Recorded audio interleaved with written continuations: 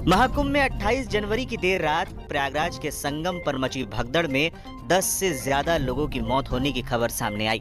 इस घटना में कई लोग घायल हो गए, जिन्हें इलाज के लिए अस्पताल में भर्ती कराया गया। मेला प्रशासन का दावा है कि संगम क्षेत्र में फिलहाल हालात सामान्य हो गए हैं, लेकिन महाकुंभ में स्नान के लिए श्रद्धालुओं की भारी भीड़ अभी भी वहां मौजूद है। सरकारी अनुमान है कि सिर्फ मौनी अमावस्या के दिन करीब 10 करोड़ श्रद्धालु आस्था की डुबकी लगाने पहुंचे। लेकिन अब ये चर्चा शुरू हो गई है कि कैसे महाकुंभ को लेकर इतनी तैयारियों के दावे के बाद भी दुखद हादसे से नहीं बचा जा सका। संगम तट पर बुधवार को उस वक्त बड़ा हादसा हुआ जब मौनी अमावस्या के मौके पर श्रद्धालुओं की भारी भीड़ सुबह सुबह स्नान करने के लिए पहुंची थी। करीब 1:30 बजे भीड़ बढ़ती गई और तट पर ही सो रहे लोगों के ऊपर लोग गिरते चले गए, जिससे भगदड़ मच गई और 17 से ज्यादा लोगों की मौत हो गई। हालांकि प्रशासन ने अभी इसकी पुष्टि नहीं की है। कई लोग घायल बताए जा रहे हैं। हैरानी की बात तो ये कि कुंभ मेला प्रशासन को पहले ही अंदाजा था कि मौनी अमावस्या के दिन भारी भीड़ उमड़ने वाली है, फिर भी भगदड़ जैसे हालात क्यों बन गए? क्यों लोगों को बाहर ही नहीं रोका गया? सबसे आश्चर्य की बात तो ये कि दुर्घटना को बीते कम से कम 18 घंटे बीत चुके हैं, पर प्रशासन ने अब तक हताहतों की संख्या के बारे में कोई जानकारी नहीं दी है। ये भी नहीं कह रही कि किसी भी शख्स की मौत नहीं हुई है। सवाल तो खूब उठ रहे हैं और आगे अभी और उठेंगे भी, पर देश और सरकार के ऊपर जो धब्बा लगा है वो जल्दी मिटाया नहीं जा सकेगा। आखिर क्या कारण रहे कि इतनी तैयारियों और इतना खर्चा करने के बाद भी लोगों की जान नहीं बचाई जा सकी? स्थिति को संभालने के लिए आर्मी क्यों नहीं बुलाई गई? कई रिपोर्ट्स में कहा गया कि सिर्फ बुधवार ही नहीं, रविवार से ही भारी भीड़ संगम तट पर पहुंच रही थी। साफ नजर आ रहा था कि भीड़ आउट ऑफ कंट्रोल हो रही थी। साफ नजर आ रहा था कि प्रशासन भीड़ को संभालने में नाकाम है। अब सवाल उठ रहे हैं कि 3 दिन पहले ही पता चल गया था कि मौनी अमावस्या पर इतनी भीड़ आ रही है जो संभाले नहीं संभलने वाली, तो क्यों नहीं आर्मी के जिम्मे मेले को सौंप दिया गया?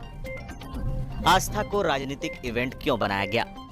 विपक्ष लगातार आरोप लगाता रहा है कि कुंभ को धार्मिक पर्व की जगह राजनीतिक इवेंट में बदल दिया गया है। उत्तर प्रदेश की कैबिनेट बैठक हुई, पूरा मंत्रिमंडल एक साथ स्नान करने पहुंचा। इसके साथ देश के गृह मंत्री पहुंचे, पीएम मोदी भी जल्द संगम जाने वाले हैं। जाहिर है प्रशासन का पूरा ध्यान उनकी सुरक्षा में लग जाता है। मीडिया और प्रशासन का काम जनता की सुविधा जुटाना होता है, लेकिन सभी वीवीआईपी की कवरेज में जुट गए।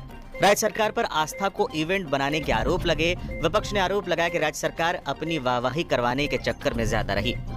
वीवीआईपी ट्रीटमेंट पड़ गया भारी। इतनी सारी व्यवस्था करने के बाद भी इस तरह का हादसा कैसे हुआ? 12 से 15 किलोमीटर पैदल चलते चलते जनता परेशान हो रही थी। कुंभ के चक्कर में पूरे देश से वीवीआईपी पास लेने की होड़ थी। स्थानीय जिले स्तर के नेता वीवीआईपी पास लिए महाकुंभ में पहुंच रहे थे। कई वीडियो सामने आए जिसमें लोग इस बात पर नाराजगी जताते दिखे कि कुंभ एरिया में वीवीआईपी कारों से लोग पहुंच रहे हैं, वहीं आम जनता को कई किलोमीटर तक पैदल चलना पड़ रहा है। कई बार वीवीआईपी कारों की वजह से सड़कें जाम हो रही थी। 30 पांटून पुल में से 3 ही क्यों खोले गए? महाकुंभ के प्रमुख स्नान पर्व मौनी अमावस्या से एक दिन पहले ही पूरा मेला क्षेत्र खचाखच भर चुका था। संगम नोज पर भीड़ को कंट्रोल करने के लिए मेला विकास प्राधिकरण ने सोमवार को सभी पांटून पुलों को बंद कर रखा था। तमाम मीडिया रिपोर्ट्स में दावा किया गया कि विकास प्राधिकरण ने 30 पीपा पुलों में से केवल 3 को ही खोल रखा था। स्थानीय लोगों का कहना था कि अगर पीपा पुल सभी खुले रहते तो लोग जहां मिलता वहीं स्नान करके वापस चले जाते। पांटून पुलों के बंद होने की वजह से संगम पहुंचने वाली करोड़ों की भीड़ इकट्ठा होती चली गई, जिससे बैरिकेड्स में फंसकर लोग गिर गए। ये देखकर भगदड़ की अफवाह फैल गई। प्रशासन को पहले से थी भगदड़ की आशंका। एक वीडियो सामने आया है जिसे महाकुंभ क्षेत्र में हुए भगदड़ से पहले का बताया जा रहा है, जिसमें कमिश्नर श्रद्धालुओं से देर रात से स्नान करने की अपील करने लगे थे। उन्होंने इस दौरान भगदड़ की भी आशंका जताई थी। कमिश्नर विजय विश्वास पंत कहते सुने गए थे कि सभी श्रद्धालु सुन लें, यहाँ लेटे रहने से कोई फायदा नहीं, जो सोवत है वो खोवत है, उठिए स्नान करिए, आपके सुरक्षित रहने के लिए अभी बहुत आएंगे, भगदड़ मचने की संभावना है। कमिश्नर पंत का वीडियो देखने के बाद भी लोग कह रहे हैं, जब प्रशासन को पता था कि भगदड़ हो सकती है तो फिर व्यापक व्यवस्था क्यों नहीं की गई? 7,500 करोड़ रुपए खर्च हुए लेकिन हादसा नहीं रोक पाए। महाकुंभ 2025 में करीब 7,500 करोड़ रुपए खर्च होने का अनुमान है। उत्तर प्रदेश सरकार ने इस आयोजन के लिए 5,435.68 करोड़ रुपए का बजट रखा था। वहीं केंद्र सरकार ने इस आयोजन के लिए 2100 करोड़ रुपए का आवंटन किया था। अब सवाल उठ रहे हैं कि इतना खर्च करके तो हर तीर्थयात्री की मैपिंग की जा सकती थी, हर तीर्थयात्री को एक बारकोड वाले पास दिए जा सकते थे। पूरी व्यवस्था दशकों पुराने तौर तरीके से क्यों संचालित हो रही थी?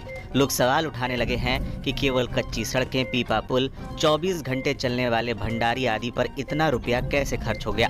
यहाँ तक कि उत्तराखंड तक में 4 धाम यात्रा के दौरान हर यात्री का रजिस्ट्रेशन होता है। कुंभ में कोई रजिस्ट्रेशन नहीं था, भीड़ का सिर्फ अनुमान लगाया जा रहा था, जिससे भी भीड़ नियंत्रण करने में प्रशासन नाकाम रही। हाय गाइस, हमारे चैनल को आप ना सब्सक्राइब, फॉलो, कमेंट और लाइक करिए